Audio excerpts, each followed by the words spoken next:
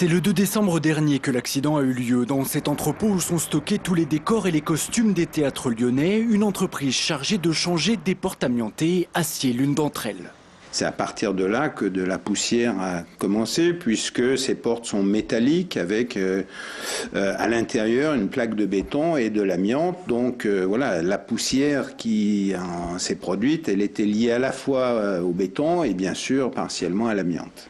Une cinquantaine de personnes étaient présentes et elles seront suivies médicalement, assure la mairie qui précise que la quantité d'amiante répandue est très faible. Pour les théâtres lyonnais en tout cas, les conséquences sont immédiates. Au point du jour, la pièce à l'affiche en décembre a dû être annulée.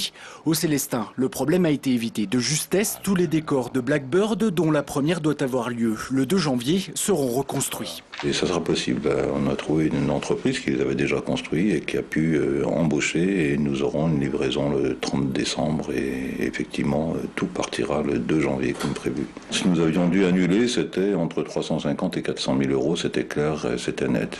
Après l'urgence, il faudra désamianter ce qui peut encore l'être. Des centaines de costumes sont d'ores et déjà perdus. Pour le reste, ça risque de prendre du temps et les regards se tournent du côté de l'hôtel de ville qui devra sûrement mettre la main à la poche. Pour la suite, nous sommes là encore en attente de réponses, donc il va falloir trouver des solutions, c'est clair, quoi. Ça passe bien sûr d'une part par de l'argent pour refaire des décors, mais aussi plus concrètement et prosaïquement le délai pour les refaire. Seule certitude donc, l'accident va coûter cher et la bataille juridique pour déterminer la responsabilité des entreprises concernées, elle, risque de durer quelques années.